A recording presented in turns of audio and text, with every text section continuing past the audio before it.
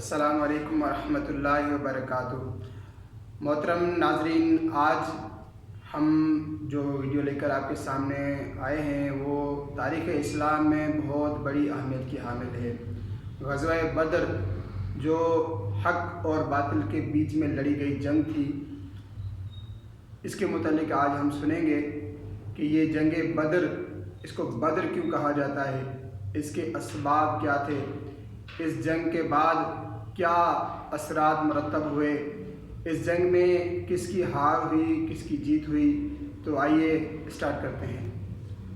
اس کا جو نام پڑا بدر، یہ اصل میں مدینہ منورہ سے 80 میل دور پانی کا ایک چشمہ تھا جسے بدر کہا جاتا تھا۔ اسی مناسبت سے اس کی جو ارد گرد آبادی تھی وہ بھی بدر کہلاتی تھی۔ بدر کا میدان 5 میل لمبا اور 4 میل چوڑا ہے، جو چاروں طرف سے پہاڑوں سے گھرا ہوا ہے۔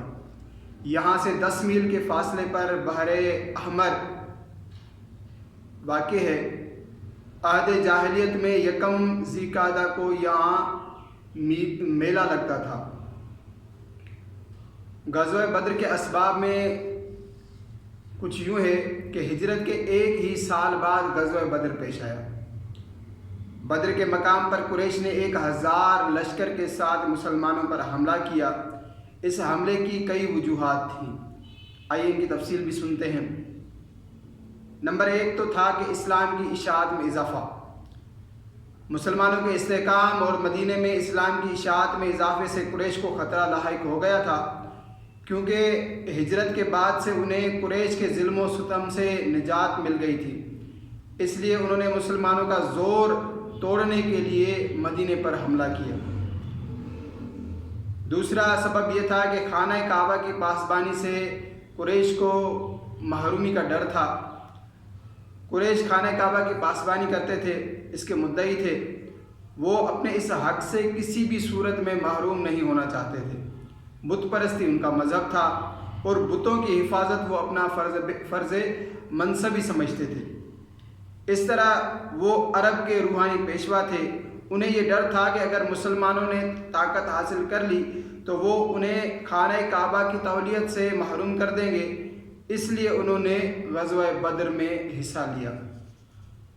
تیسرا سبب یہ تھا کہ قریش خانہ کعبہ کی تولیت کے علمبردار تھے۔ ہر سال لوگوں کی ایک بہت بڑی تعداد حج کی غرض سے مکے آیا کرتی تھی۔ اس موقع پر تجارت بھی ہوتی تھی جس سے قریش کو بے شمار منافع حاصل ہوتا تھا۔ وہ مسلمانوں کے خلاف اس لیے بھی صف آرا ہوئے کہ وہ اپنے اس منافع کو کھونا نہیں چاہتے تھے۔ اس کا ایک اور سبب یہ ہے کہ مسلمانوں کی ہجرت قریش کے لیے ایک ذلت آمیز شکست تھی، کیونکہ مشرکین نے مسلمانوں کو ہجرت سے روکنے کی ہر ممکن کوشش کی تھی، لیکن وہ اپنی اس کوشش میں ناکام رہے تھے۔ اس لیے اپنی ناکامی کا داغ مٹانے کے لیے قریش نے مدینے پر حملے کا منصوبہ بنایا۔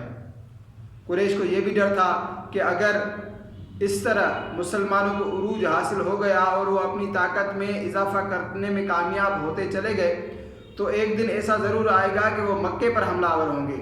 چنانچہ انہیں اس حد تک پہنچنے سے پہلے ہی ان کی قوت کو توڑ دیا جائے تاکہ وہ مکے پر حملہ کرنے کے قابل ہی نہ رہیں۔ قریش کی معیشت کا تمام تر دار و مدار تجارت تھا۔ یہ تجارت دور دراز کے علاقوں کے علاوہ عرب کے جنوبی علاقوں سے بھی ہوتی تھی۔ قریش کو اگرچہ اس تجارت پر اجارہ داری حاصل تھی، لیکن اس کے باوجود مسلمان تاجر اس تجارت پر چھا رہے تھے اور اپنی دھاک بٹھا رکھی تھی۔ اس طرح قریش کو اپنی تجارت ڈوبتی ہوئی نظر آ رہی تھی، جو کہ مدینے پر حملے کا سبب بنی۔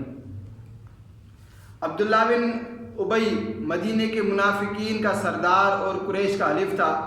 ہجرت سے قبل اس کی تاج پوشی کی تیاریاں تھیں، لیکن ہجرت کے بعد حضرت صلی اللہ تعالیٰ علیہ وآلہ وسلم کو مدینے کی اسلامی ریاست کا سربراہ تسلیم کر لیا گیا، جس کی وجہ سے اس کے رئیس بننے کا خواب شرمندہ تعبیر نہ ہو سکا۔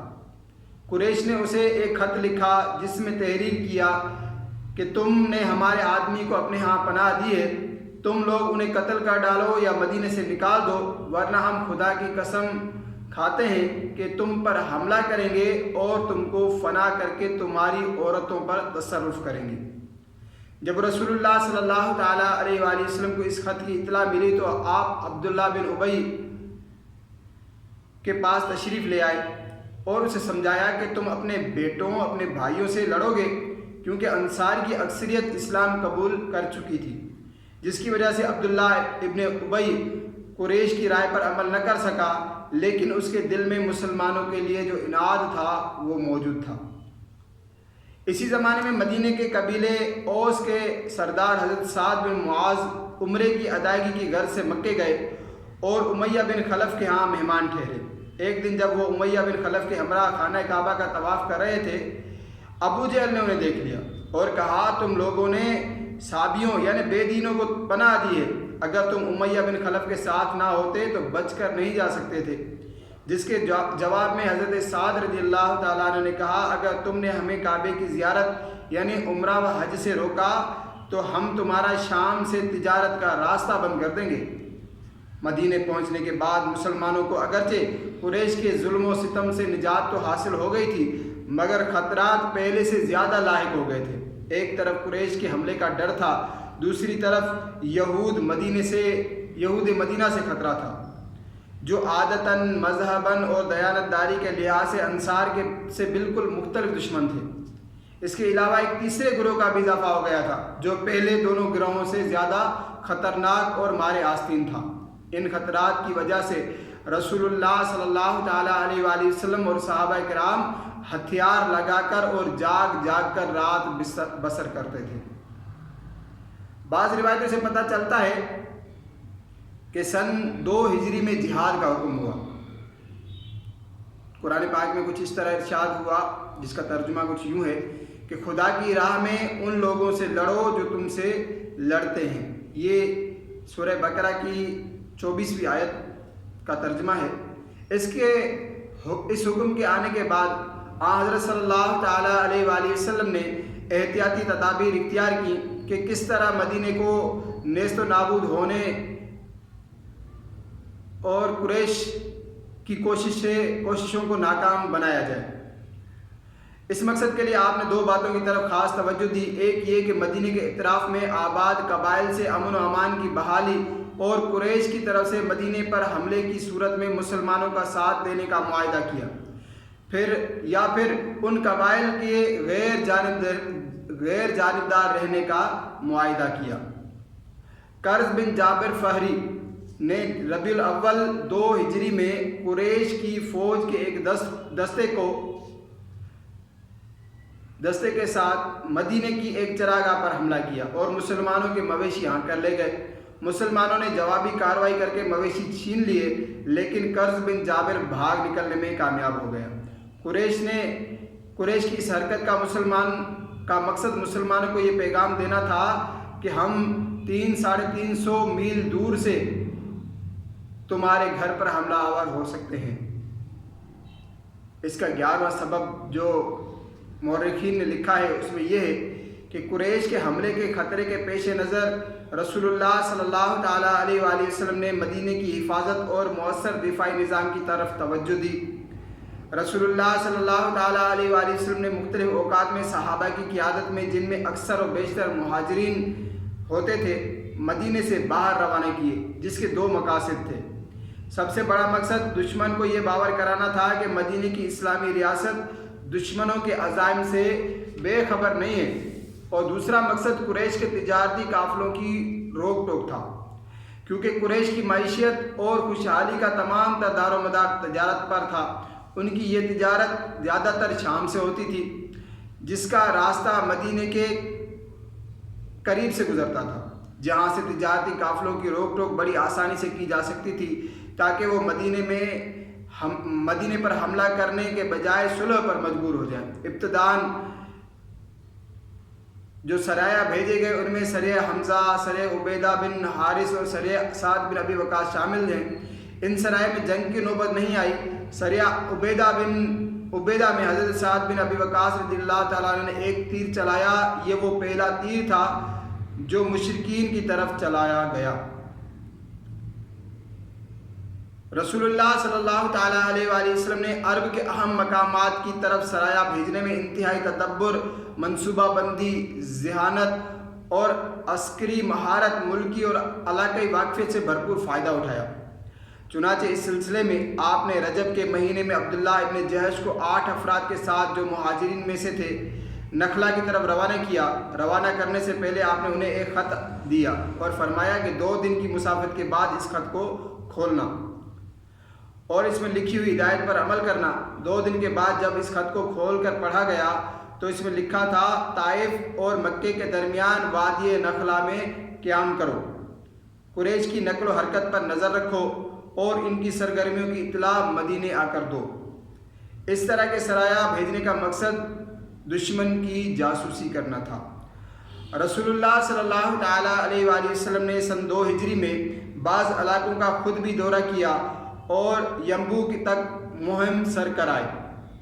ان علاقوں میں مقیم متعدد قبائل نے اسلام قبول نہ کرنے کے باوجود اس بات پر آمادگی ظاہر کر دی کہ اگر کوئی مدینے پر حملہ آور ہوا تو یہ قبائل مسلمانوں کی مدد کریں گے اور ان پر حملے کی صورت میں مسلمان ان کی مدد کریں گے۔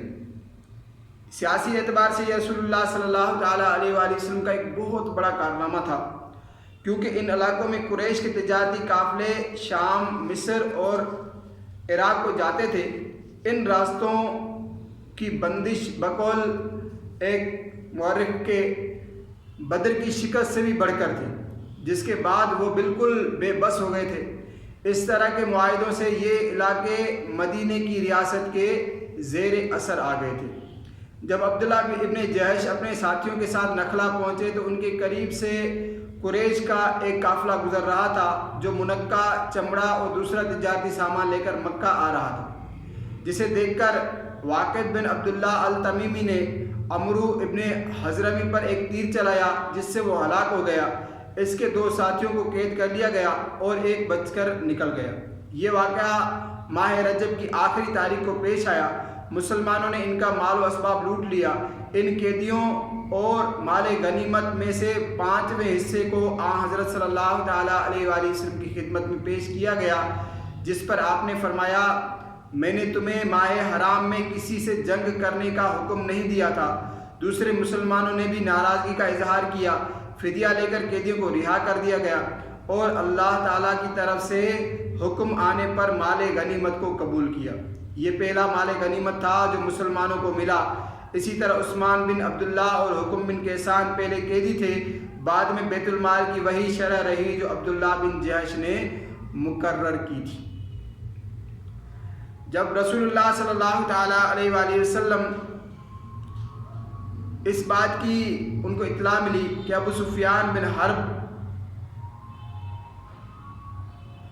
غزہ سے 40 افراد پر مشتمل ایک تجارتی قافلہ لے کر آ رہا ہے جو 1000 اونٹوں پر مشتمل ہے اور جن پر 50,000 دینار کا مال لدا ہوا ہے، تو آپ نے اس قافلے کا تعاقب کرنے کا حکم دیا، جس پر بعض لوگ اٹھ کھڑے ہوئے۔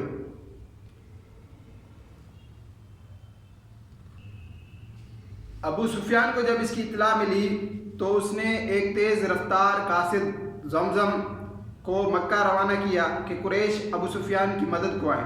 قاصد نے مکے پہنچ کر چیخنا شروع کر دیا کہ مسلمان ابو سفیان کے قافلے کو لوٹنا چاہتے ہیں، جس کے بعد قریش اپنا مال و اسباب بچانے کے لیے جلد بازی میں ایک لشکر لے کر نکل کھڑے ہوئے۔ رسول اللہ صلی اللہ تعالیٰ علیہ وآلہ وسلم کے حکم کی تعمیل میں مسلمان ابو سفیان کے قافلے کی تلاش میں نکل پڑے تھے۔ حالات سے پتہ چلتا ہے کہ یہ کوئی منظم کوشش نہ تھی، کیونکہ 2 مسلمان ابو سفیان کے قافلے کی تلاش میں ایک مقام تک پہنچنے میں کامیاب ہو گئے جہاں پر ابو سفیان کے قافلے نے رکنا تھا۔ قافلے کی تلاش میں اس مقام کا تعین انہوں نے 2 مقامی لڑکیوں کی گفتگو سے کیا جو پانی بھرنے کے لیے ایک چشمے پر آئی تھیں۔ ایک دوسرے سے اپنے قرض کا تقاضا کر رہی تھی، جبکہ دوسری یہ کہہ رہی تھی کہ فکر نہ کرو، ایک قافلہ آنے والا ہے، وہ جب یہاں پڑاؤ کرے گا تو میں محنت مزدوری کر کے تمہارا قرض چکا دوں گی۔ جب ابو سفیان کا قافلہ اس جگہ پر پہنچا تو اس نے ان دو افراد کے بارے میں دریافت کیا، کیونکہ ان دو لڑکیوں نے ابو سفیان کو ان دو افراد کے بارے میں اطلاع دے دی تھی۔ اس کے بعد وہ اس مقام پر پہنچا جہاں پر انہوں نے اونٹوں کو بٹھایا تھا، اور اونٹوں کی مینگنیوں کو جب توڑ کر دیکھا تو ان کے اندر سے کھجوروں کی گٹھلیاں نکلی، جس پر اس نے تعجب کا اظہار کرتے ہوئے کہا، واللہ یہ یثرب کا چارہ ہے، اور خطرے کی بو محسوس کرتے ہوئے راستہ بدل کر مکے پہنچ گیا۔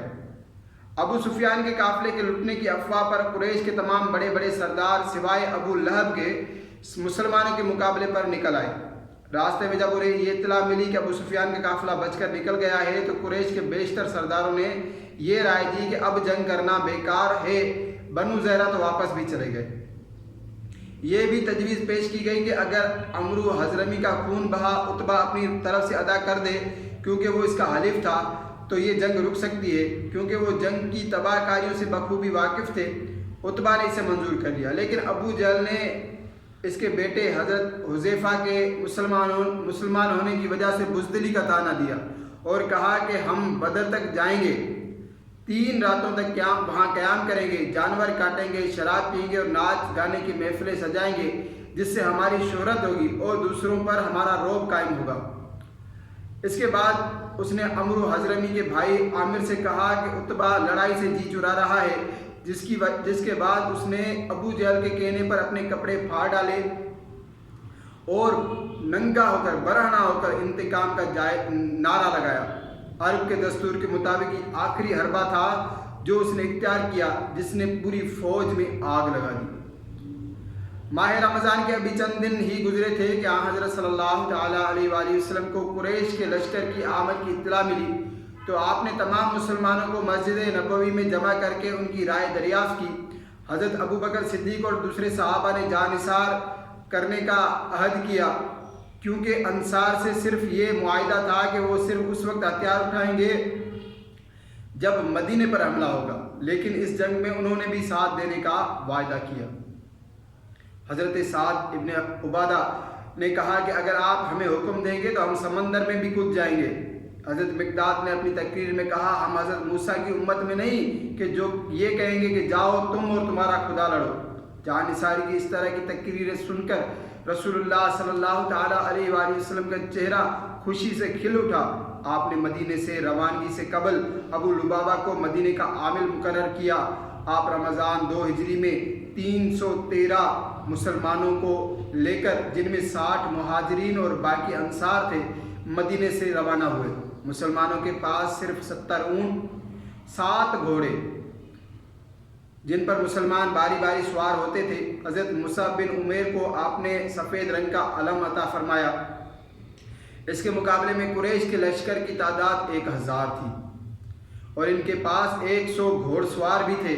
قریش کی فوج کا اندازہ آپ نے پہلے ہی کر لیا تھا جب آپ کو یہ بتایا گیا کہ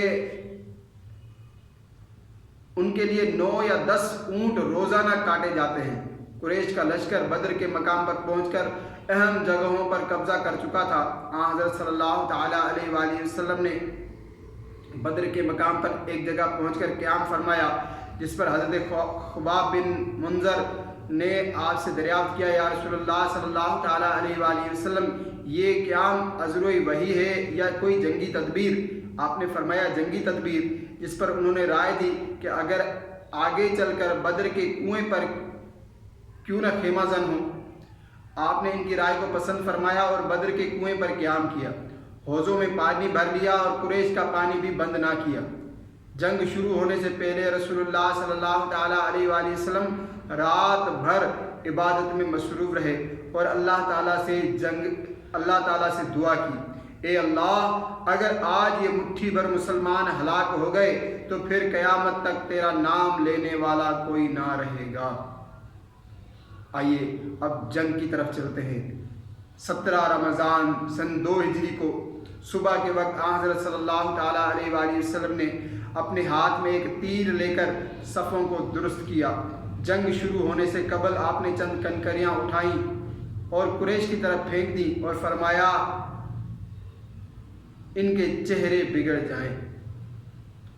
جنگ کا آغاز انفرادی مقابلے سے ہوا۔ سب سے پہلا ابو الاسود بن عبد الاسد المخزومی مقابلے کے لیے نکلا اور حضرت حمزہ نے اس کا کام تمام کر دیا۔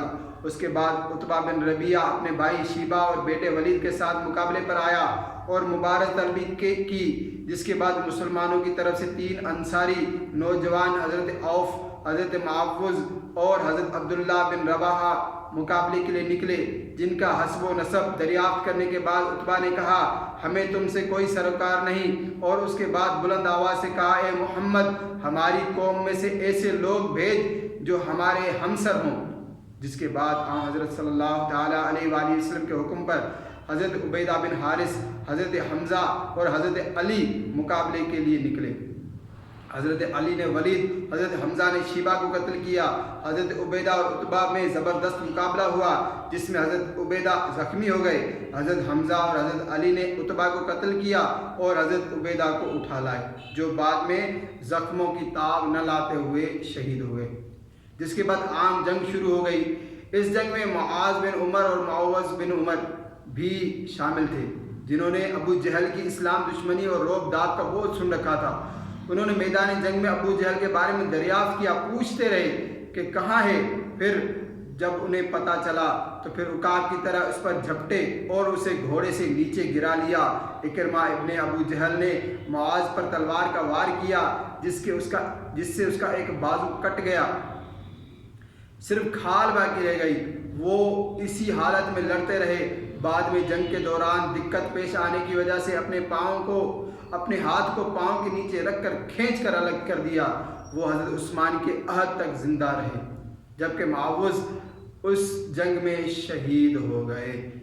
حضرت صلی اللہ تعالیٰ علیہ وآلہ وسلم کے حکم پر حضرت عبداللہ ابن مسعود ابو جہل کی تلاش کے لیے نکلے اور ٹانگ پر زخم کے نشان سے اسے پہچان لیا۔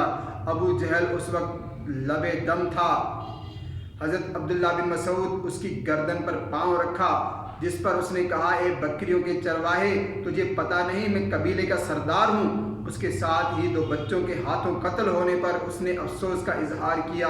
حضرت عبداللہ بن مسعود نے اس کا سر کاٹ کر رسول اللہ کی خدمت میں پیش کیا، جس پر آپ نے اللہ تعالیٰ کا شکریہ ادا کیا۔ اس جنگ میں لڑتے ہوئے حضرت عکاشہ بن محض کی تلوار ٹوٹ گئی، جس کے بعد رسول اللہ صلی اللہ تعالیٰ علیہ وآلہ وسلم نے آگ جلانے کی ایک لکڑی اٹھا کر دی، جو ان کے ہاتھوں میں جاتے ہی تلوار بن گئی۔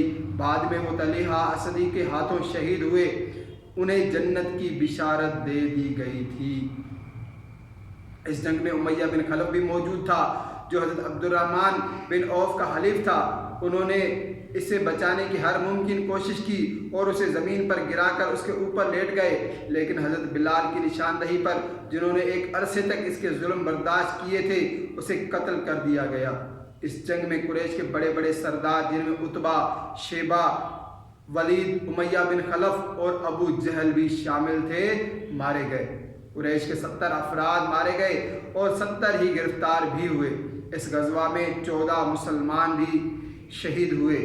جنگ کے اختتام پر ایک گڑھا کھود کر تمام لاشوں کو اجتماعی طور پر دفن کر دیا گیا، سوائے امیہ بن خلف کے، کیونکہ اس کی اتنی لاش پھول چکی تھی کہ اس کو اپنی جگہ سے ہٹانا مشکل تھا۔ غزوہ بدر میں مٹھی بھر یعنی 313 مسلمانوں نے اپنے سے 3 گنا بڑی طاقت کو شکست دے کر ان کے عزائم خاک میں ملا دیے اور پورے عرب کو حیرت زدہ کر دیا۔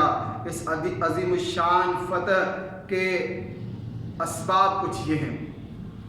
سب سے پہلے تو جنگ سے پہلے رسول اللہ صلی اللہ تعالیٰ علیہ وآلہ وسلم نے رات بھر اللہ تعالیٰ کے حضور سر بسجود ہو کر اور گڑ گڑا کر دعا مانگی تھی کہ اے اللہ، اگر آج یہ مٹھی بھر مسلمان مٹ گئے تو قیامت تک کوئی تیرا نام لینے والا باقی نہیں بچے گا۔ اللہ تعالیٰ نے نبی کی یہ دعا قبول فرمائی اور ان کی مدد کے لیے فرشتے بھیج دیے۔ اللہ تعالیٰ نے اپنی اس مدد کو قرآن مجید میں بطور احسان یاد دلایا۔ یاد کرو وہ وقت جب تم تھوڑے تھے، زمین پر تم کو کمزور سمجھا جاتا تھا اور تم ڈرتے تھے کہیں لوگ تمہیں اچک نہ لے جائیں، پھر اللہ نے تمہیں جائے پناہ مہیا کی اور اپنی مدد سے تمہارے ہاتھ مضبوط کیے۔ ایک اور جگہ فرمایا بلا شبہ جنگ بدر میں تمہاری مدد فرمائی، اس وقت تم بہت کمزور و بے سہارا تھے، اسی وجہ سے اسے یوم الفرقان کہا جاتا ہے۔ اللہ تعالیٰ نے فرشتوں کو مسلمانوں کی مدد کے لیے بھیج دیا تھا، جس کی وجہ سے قریش کو مسلمانوں کی تعداد اپنے سے دگنی نظر آ رہی تھی۔ قرآن پاک میں کچھ اس طرح بھی آیا کہ وہ اپنی آنکھوں سے مسلمانوں کو اپنے سے دگنا دیکھ رہے تھے۔ مسلمانوں کے ساتھ جنگ کے سلسلے میں قریش میں اختلاف رائے پایا جاتا تھا۔ قریش کو جب یہ پتہ چلا کہ ابو سفیان کا قافلہ بچ کر مدینے میں پہنچ گیا ہے تو قریش کی اکثریت جنگ کے لیے تیار نہ تھی، جن میں عتبہ بھی شامل تھا۔ اور اس کی ایک اور بھی وجہ تھی کہ غزوہ بدر کے موقع پر بارش ہو گئی، جس کے بعد مسلمانوں نے گڑھے کھود کر پانی جمع کر لیا تاکہ وضو وغیرہ کے کام آ سکے۔ اس کے علاوہ یہ بھی کہا گیا کہ مسلمانوں کی طرف زمین سخت تھی جبکہ قریش کی طرف نرم، بارش کی وجہ سے کیچڑ اور دلدل ہو گئی تھی، جس کی وجہ سے ان کے لیے چلنا پھرنا دشوار ہو گیا تھا۔ اس کے علاوہ ڈھلوان میں ہونے کی وجہ سے ان کے پاؤں جمنے نہیں پاتے تھے بلکہ کیچڑ اور دلدل کی وجہ سے پھسل جاتے تھے۔ قریش میں نظم و ضبط کی بھی کمی تھی۔ جب جنگ شروع ہوئی تو ان میں بے ترتیبی پائی گئی، جبکہ حضرت صلی اللہ تعالیٰ علیہ وآلہ وسلم نے ایک تیر لے کر مسلمانوں کی صف کو سیدھا کیا، درست کیا۔ اس کے علاوہ مسلمان رات کو اطمینان سے سوئے، اس لیے صبح کے وقت تازہ دم تھے، جبکہ قریش بے اطمینانی کی وجہ سے رات کو سو نہ سکے تھے۔ اس کے علاوہ یہ بھی کہا جاتا ہے کہ سورج کا رخ قریش کے منہ کی طرف تھا، جس کی وجہ سے تلواریں چلاتے وقت ان کی آنکھیں چندیا جاتی تھی۔ اس کی ایک وجہ تو یہ بھی ہے کہ مکے میں مسلمان ایک عرصے تک قریش کے ظلم و ستم کا نشانہ بنے رہے تھے۔ ان کے مظالم برداشت کرتے کرتے وہ کندن بن چکے تھے۔ اس کے علاوہ ابتدا میں مسلمانوں کو جہاد کا حکم نہیں دیا گیا تھا۔ جب انہیں جہاد کا حکم دیا گیا تو وہ جذبہ جہاد سے پوری طرح سرشار تھے۔ چنانچہ جب انہیں جہاد کا حکم ملا تو اپنے اوپر کیے گئے مظالم کا بدلہ لینے کے لیے وہ دل کھول کر لڑے اور اپنے سے 3 گنا بڑے دشمن کو شکست فاش دے گئے۔ آئیے اب غزوہ بدر کے نتائج اور اس کی اہمیت کو سنتے ہیں۔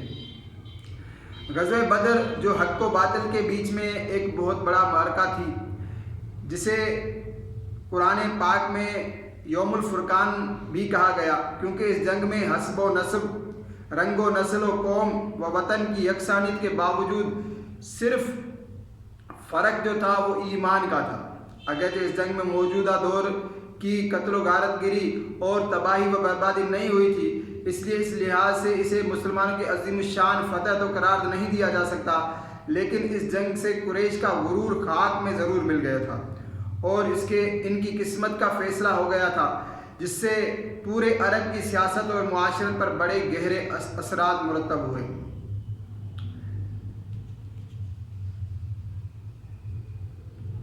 غزوہ بدر ایک بہت بڑا معرکہ تھا، کیونکہ ان میں قریش کے بڑے بڑے سردار عتبہ، شیبہ، ولید بن عقبہ، امیہ بن خلف، ابو البختری اور ابو جہل یعنی عمر بن ہشام یہ مارے گئے تھے۔ اس طرح غزوہ بدر کا جو فائدہ ہوا وہ مسلمانوں کو ہوا، کیونکہ اس سے مسلمانوں کا رعب صرف مدینے اور اس کے آس پاس پر ہی نہیں بلکہ بڑی بڑی ریاستوں پر بھی ان کا رعب طاری ہو گیا۔ اس طرح مسلمان چھاتے گئے اور مسلمانوں کو ایک بہت بڑی فتح اللہ تبارک و تعالیٰ نے عطا فرمائی۔ غزوہ بدر کے کچھ منفی اثرات بھی تھے، آئیے اس کو بھی سنتے ہیں۔ غزوہ بدر میں اگرچہ قریش کو شکست ہوئی تھی اور قریش کے بڑے بڑے سردار مارے بھی گئے تھے، لیکن اس غزوہ کے بعد غزوات کا ایک سلسلہ چل نکلا تھا۔ غزوہ بدر کے کچھ منفی اثرات بھی مرتب ہوئے، ہر طرف سے طوفان کے اثرات نمایاں ہونے لگے۔ ایسا معلوم ہوتا تھا کہ مدینے کی نوزائیدہ ریاست کو مٹانے کے لیے پورے عرب نے اتحاد کر لیا ہے، جس کے بعد کسی بھی وقت حملے کی توقع کی جا سکتی تھی۔ اور ہوا بھی کچھ یوں کہ دوسرے ہی سال میں غزوہ احد واقع ہوئی اور پھر خندق اور یہ سارا سلسلہ ایک چل نکلا۔ تو آج کا کیونکہ ہمارا ٹاپک صرف غزوہ بدر تھا تو ہم نے غزوہ بدر کے متعلق سنا۔ اگر آپ کو ہماری یہ ویڈیو پسند آئی ہو تو اس کو لائک کیجیے گا، اور جو آپ کوئی سجیشن دینا چاہیں تو کمنٹ ضرور کیجیے گا، اور اگر آپ نے ہمارے چینل کو ابھی تک سبسکرائب نہیں کیا تو ضرور سبسکرائب کیجیے گا۔ ملتے ہیں نیکسٹ ویڈیو میں۔ السلام علیکم ورحمۃ اللہ وبرکاتہ۔